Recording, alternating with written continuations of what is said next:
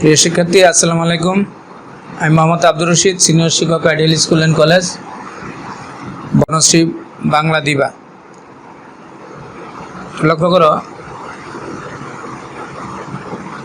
আজকে পাঠে যাওয়ার আগে দেখো তো যে বাক্যের ক্ষুদ্রতম এককের নাম কি বলতে পারবে? শব্দ কাকে বলে? শব্দ ও পদের মধ্যে পার্থক্য কি? তাহলে আজকে কি পড়াবো একটু লক্ষ্য করো, শব্দের শ্রেণী বিভাগ। শব্দের, তাহলে আজকের পাঠ হলো শব্দের শ্রেণী বিভাগ। এই শিক্ষণফল, এই চ্যাপ্টারটা দেখো। এই চ্যাপ্টার শেষে আমরা কি দেখব? এই চ্যাপ্টারটা পড়লে আমরা শব্দ গঠন কি তা ব্যাখ্যা করতে পারবো, মানে তোমরা পারবে। বিভিন্ন দৃষ্টিকোণ থেকে শব্দের শ্রেণীবিভাগ করতে পারবে এবং গঠন অনুসারে বাংলা শব্দকে চিহ্নিত করতে পারবে, অর্থ অনুসারে বাংলা শব্দকে চিহ্নিত করতে পারবে। তো এই আর কি। আর যৌগিক শব্দ, যৌগ্র শব্দের মধ্যে পার্থক্য বের করতে পারবে। এখন শব্দের শ্রেণীবিভাগ সম্পর্কে বিস্তারিত আলোচনা করবো। লক্ষ্য করো,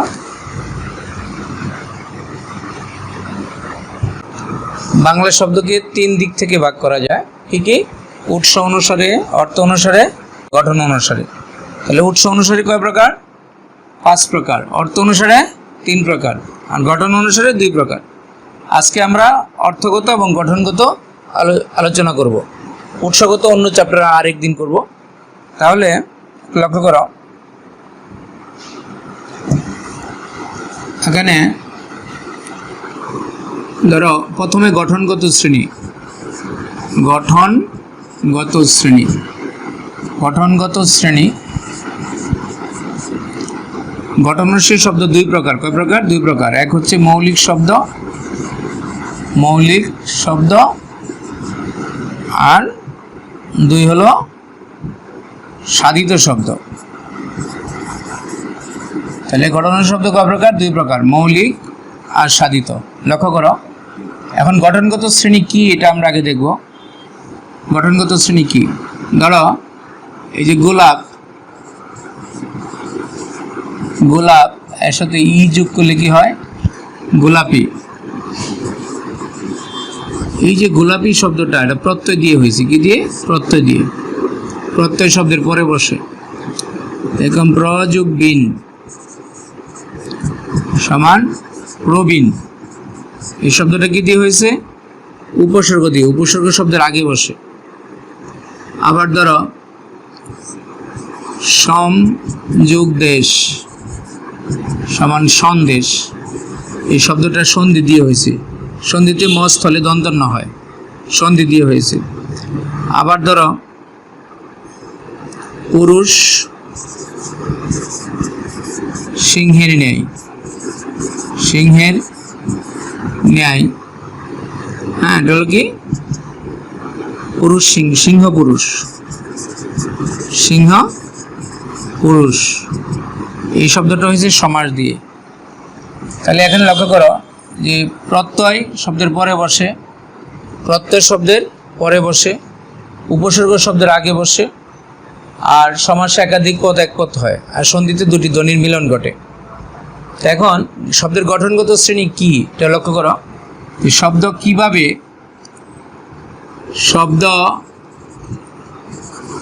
কিভাবে কার সাহায্যে গঠিত হয় তার উপর ভিত্তি করে শব্দের যে শ্রেণীকরণ করা হয় তাকে শব্দের গঠনগত শ্রেণীবিভাগ বলে। গঠনগত শ্রেণীবিভাগ বলে।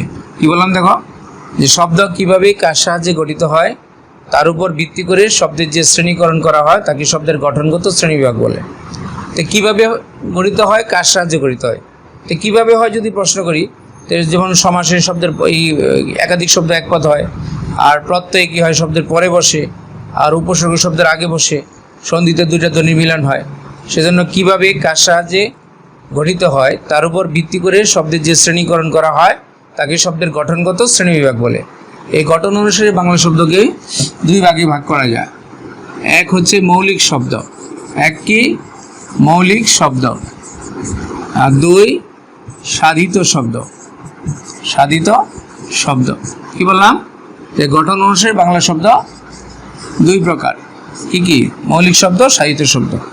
এখন দেখো, যে শব্দকে ভাঙানো বা বিশ্লেষণ করা যায় না সেটা মৌলিক শব্দ।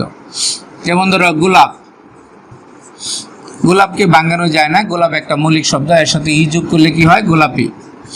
এই গোলাপি শব্দটা হলো সাধিত, কারণ গোলাপিকে ভাঙালে আলাদা অর্থবোধক শব্দ গোলাপ পাওয়া গেল। যে শব্দকে ভাঙলে আলাদা অর্থবোধক শব্দ পাওয়া যায় ওই শব্দকে সাহিত্য শব্দ বলে, আর যে শব্দকে ভাঙলে আলাদা অর্থবোধক শব্দ পাওয়া যায় না তাকে মৌলিক শব্দ বলে। তাহলে এই যে গোলাপ হচ্ছে মৌলিক শব্দ, এটাকে ভাঙানো যাচ্ছে না, কিন্তু গোলাপি ভাঙানো যায়, সেজন্য গোলাপি হলো সাধিত, গোলাপ মৌলিক। যেমন ধরো সম যোগ দেশ সমান, এখানে সন্দেশ, সন্দেশে লক্ষ্য করো, এই সন্দেশকে ভাঙানো যায় বা দেশকে ভাঙানো যায় না। দেশ হলো মৌলিক শব্দ, কিন্তু সন্দেশ হলো সাধিত শব্দ। এরকম ধরো পকেট মার, পকেট মারে যে সমান কি পকেট মার, এখানে পকেট মৌলিক শব্দ কিন্তু পকেট মার সাহিত্য শব্দ, কারণ পকেট মারকে ভাঙানো যায় কিন্তু পকেটকে ভাঙানো যায় না। তাহলে আমরা কি বুঝলাম, যে শব্দকে ভাঙানো যায় না সেটা মৌলিক শব্দ। মৌলিক শব্দ হলো অবিভাজ্য শব্দ, এটাকে স্বয়ংসিদ্ধ শব্দ বলা হয়। আর সাধিত শব্দ হলো যেগুলো ভাঙানো যায়, যেমন প্রত্যয়, সমাস, সন্ধি দিয়ে যে শব্দগুলো হবে ওই শব্দগুলোকে সাহিত্য শব্দ বলবে, কারণ সাহিত্য শব্দ কি ভাঙানো যায়। তাহলে কোনটা মৌলিক কোনটা সাধিত নিশ্চয়ই বুঝতে পারছ, ঠিক আছে। এখন আমরা অর্থগত শ্রেণী করব, শব্দের অর্থগত শ্রেণী। অর্থগত শ্রেণী, হ্যাঁ, অর্থগত শ্রেণী কি আগে বুঝতে হবে। দেখো অর্থগত শ্রেণী জিনিসটা কি, যেমন ধরো হরিণ, হর যোগ ইন সমান কি হরিণ। তুমি একটা জিনিস মনে রাখবা, যে শব্দগুলো সন্ধি, সমাস, প্রত্যয় দিয়ে হয় সেগুলি সাধিত শব্দ। অর্থগত শ্রেণী শুধু সাধিত শব্দের হয়, কোনো মৌলিক শব্দের অর্থগত শ্রেণী হয় না, ঠিক আছে। এখন এই সাধিত শব্দের দুই রকম অর্থ থাকে, কয় রকম, দুই রকম। সাধিত শব্দ যেমন হরিণ একটা সাধিত শব্দ, এটা প্রত্যয় দেওয়া হয়েছে, এটা ভাঙানো গেছে, এই হর মানে হরণ করা, তাহলে এই হরিণ সাধিত, বাট এই হর হলো মৌলিক, হর মানে হরণ করা। তো এই সাধিত শব্দের দুই রকম অর্থ থাকবে, কয় রকম, দুই রকম।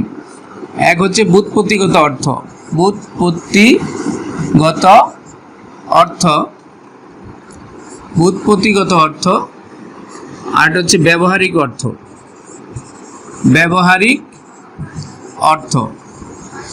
এখন এই যে ব্যুৎপত্তিগত অর্থ কি আর ব্যবহারিক অর্থ কি এটা বুঝতে হবে। শব্দ প্রচলিত, হ্যাঁ, শব্দ বর্তমানে যে অর্থে প্রচলিত তাকে ব্যবহারিক অর্থ বলে। তাহলে ব্যবহারিক অর্থ কি দেখো, ব্যবহারিক অর্থ, ব্যবহারিক অর্থ শব্দ বর্তমানে, শব্দ বর্তমানে যে অর্থে সমাজে প্রচলিত তাকে ব্যবহারিক অর্থ বলে, ব্যবহারিক অর্থ বলে। কি বলছি, শব্দ বর্তমানে সমাজে যে অর্থে প্রচলিত তাকে ব্যবহারিক অর্থ বলে। আর শব্দের যে প্রাচীন অর্থ, প্রকৃতি প্রত্যয়গত অর্থ, সেটাকে বলে কি ব্যুৎপত্তিগত অর্থ। তাহলে আমরা ব্যুৎপত্তিগত অর্থ দেখি। ব্যুৎপত্তিগত অর্থ, যেমন ধরো এখানে এই যে বললাম হরিণ, এই যে হর ইন, এখানে যে হরিণ বললে বর্তমানে আমরা একটু প্রাণীকে বুঝি, প্রাণী বিশেষ, হ্যাঁ, প্রাণী বিশেষকে বুঝি। আর এখানে এই প্রকৃতি আর প্রত্যয়জাত অর্থ হলো কি হরণকারী, হরণকারী। তাহলে এই যে এটা প্রকৃতি মানে মূল শব্দ, আর এটা হলো প্রত্যয়। এই শব্দের প্রকৃতি এবং প্রত্যয়জাত অর্থকে ব্যুৎপত্তিগত অর্থ বলে। আর এই যে প্রাণী বিশেষ এটা হলো ব্যবহারিক অর্থ। তাহলে আমরা বুৎপত্তি অর্থে কি লিখব? শব্দের প্রকৃতি ও প্রত্যয়জাত অর্থকে বুৎপত্তিগত অর্থ বলে। বুৎপত্তিগত অর্থ বলে। আচ্ছা, যে বুৎপত্তিগত অর্থ তো বুঝছো, তাহলে প্রকৃতি প্রত্যয় থেকে যে অর্থ হয় সেটা হচ্ছে বুৎপত্তিগত অর্থ। তো অনেক সময় শব্দের ব্যবহারিক অর্থের সাথে বুৎপত্তিগত অর্থের পার্থক্য দেখা যায়। এই পার্থক্যের উপর ভিত্তি করে শব্দের যে শ্রেণীকরণ করা হয় তাকে শব্দের অর্থগত শ্রেণীবিভাগ বলে। আমি আবার বলি যে সাধিত শব্দ অনেক সময় দেখবা কি বুৎপত্তিগত অর্থের সাথে ব্যবহারিক অর্থে একটা পার্থক্য থাকে। ওই পার্থক্যের উপর ভিত্তি করে শব্দের যে শ্রেণীকরণ করা হয় তাকে শব্দের কি অর্থগত শ্রেণীবিভাগ বলে। এখানে একটু লক্ষ্য করো, এই অর্থ অনুসারে বাংলা শব্দ তিন প্রকার। অর্থ অনুসারে বাংলা শব্দ তিন প্রকার। এক হচ্ছে যৌগিক শব্দ, দুই রূঢ় বা রূঢ়ি শব্দ, তিন যোগ রূঢ় শব্দ।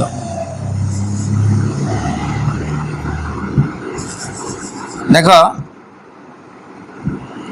যোগ রূঢ়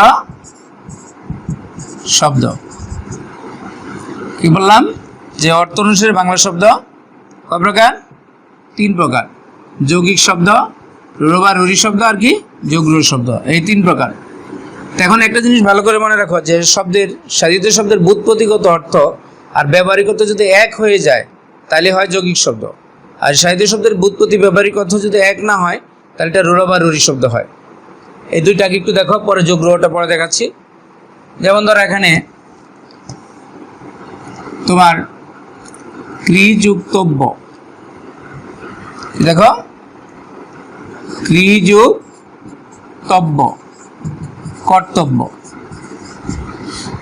কর্তব্য, এই ক্রি মানে করা, আত্মব্য উচিত অর্থে ব্যবহৃত হয়। তাহলে এটা হচ্ছে প্রকৃতি, আর হলো কি প্রত্যয়।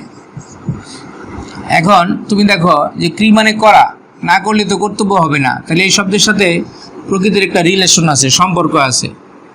যদি মূল শব্দের সাথে প্রকৃতির একটা সম্পর্ক থাকে তাহলে তোমার কি এটা যৌগিক শব্দ হয়, তখন বুৎপত্তি ব্যবহারিক অর্থ এক হয়। যেমন ক্রি মানে করা, তব্য উচিত, তো যা করা উচিত, তাই এখানে আমরা কর্তব্য বলতে যা করা উচিত এটা কি বুঝি। আর এখানেও কি ক্রি মানে করা, তব্য উচিত, যা করা উচিত। তাহলে দেখতে পাচ্ছি যে এই যে শব্দটা আছে এই শব্দের সাথে প্রকৃতির একটা মিল আছে। যখন দেখবা প্রকৃতির সাথে এই মূল শব্দের মিল থাকে, প্রকৃতির সাথে মূল শব্দের মিল থাকে, তখন এটা বুৎপত্তি ব্যবহারিক অর্থ এক হয়, তখন সেটা যৌগিক শব্দ হয়। আর যদি প্রকৃতির সাথে মিল না থাকে তাহলে বুৎপত্তি ব্যবহারিক অর্থ এক হয় না, তখন এটা রূঢ়ি শব্দ হয়। তো এই যে কর্তব্যটা হচ্ছে তোমার কি যৌগিক শব্দ, কারণ করার সাথে কর্তব্যের একটা সম্পর্ক আছে। তারপরে দেখো গায়ক, হ্যাঁ এই গায়ক এটা হলো এই গয় হয়, গাও হয়, হ্যাঁ গয় হয়, আবার কি হয় দেখো গই হয়, তো দেখো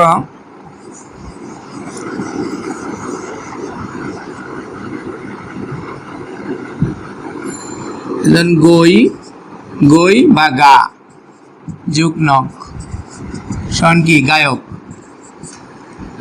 এখানে এই ওই কি হয়েছে, আই হয়েছে সন্ধিতে, ঠিক আছে। তো গায়কের সাথে এই গাওয়ার একটা মিল আছে, কারণ না গাইলে গায়ক হয় না, নাচলে তো আর গায়ক হবে না। তাহলে গায়ক হইতে হলে কি গান গাইতে হবে, তো গায়কের সাথে এই গায়ের একটা সম্পর্ক আছে, তাহলে এটা কি যৌগিক শব্দ। এরকম ধরো তোমার মধুর, মধু যোগ র সমান কি মধুর। এখন মধু কেমন লাগে, মিঠা লাগে, এই মধুর এটাও মিঠা, এটার সাথে রিলেশন রয়েছে, যৌগিক শব্দ।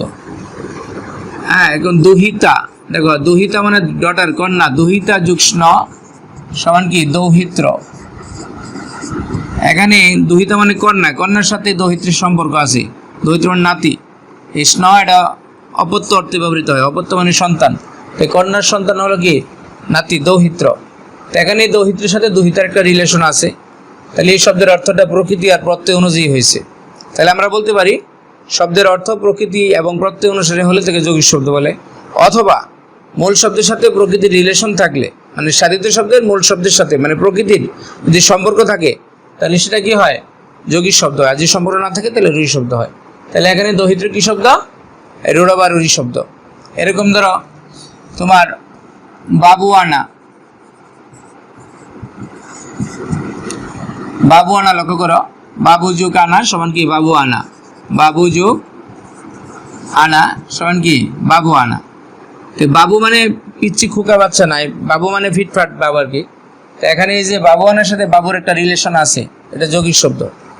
এরকম চিকা মারা, দেখো চিকা মারা, চিকা মারা মানে দেওয়াল লিখন। চিকা মারা মানে কি? দেওয়াল লিখন। তো চিকা মানে দেওয়াল লিখন, এটা এটা যে ইঁদুর জাতীয় প্রাণী, ওই চিকা না। তাহলে এই চিকা মারা মানে দেওয়াল লিখন, চিকার সাথে দেওয়াল লিখনটা রিলেশন আছে, এটা যৌগিক শব্দ। তাহলে এই যে বাবু আনা, চিকা মারা, এগুলো কি শব্দ? যৌগিক শব্দ। কারণ এই শব্দগুলো প্রকৃতির সাথে মূল শব্দের একটা সম্পর্ক রয়েছে, এই জন্য এটা কি শব্দ?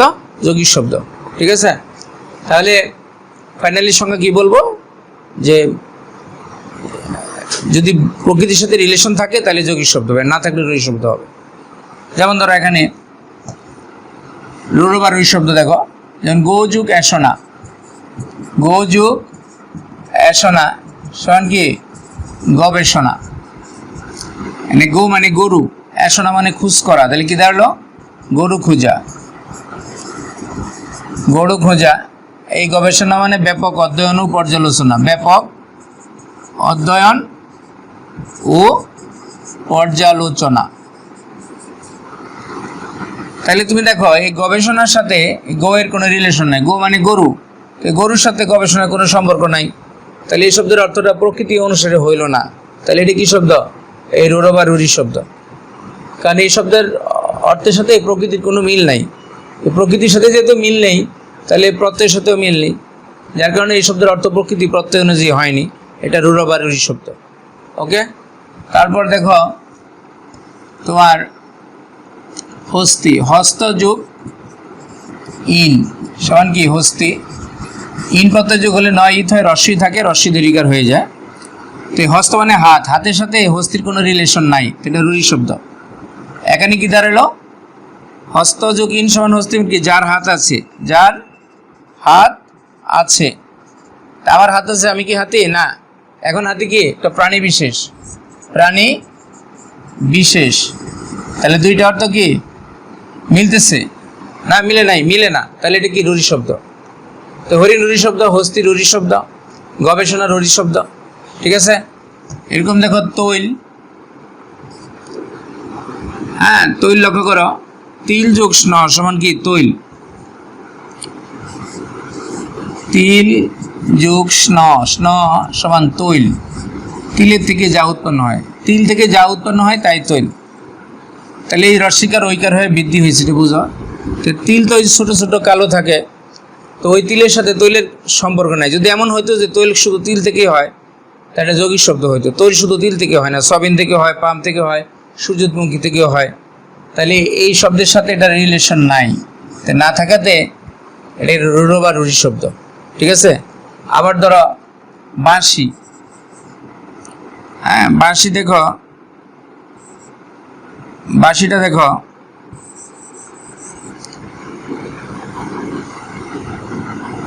বাঁশ যোগ ই সমান কি? বাঁশি। এখন বাঁশি কি শুধু বাঁশ দিয়ে হয়? যদি এমন হতো বাঁশি বাঁশ ছাড়া হয় না, তাহলে যৌগিক শব্দ হইতো। বাঁশি কিন্তু প্লাস্টিক দিয়ে হয়, লোহা দিয়ে হয়, পিতল দিয়ে হয়। তাহলে বাঁশের সাথে বাঁশির একক সম্পর্ক না, এটা রুঢ়ি শব্দ। তাহলে বাঁশিটা কি শব্দ? রুঢ়ি শব্দ, মনে রাখতে হবে। তারপর ধরো তোমার পাঞ্জাব একটা দেশের নাম, তাই না? পাঞ্জাবের সাথে ই যোগ করলে কি হয়? পাঞ্জাবি। তো বাংলাদেশে পাঞ্জাবি একটা জামা বিশেষ, আর এইভাবে পাঞ্জাব একটা দেশের নাম, এর সাথে কোনো রিলেশন নাই, তাহলে এটা রূঢ় বা রুঢ়ি শব্দ।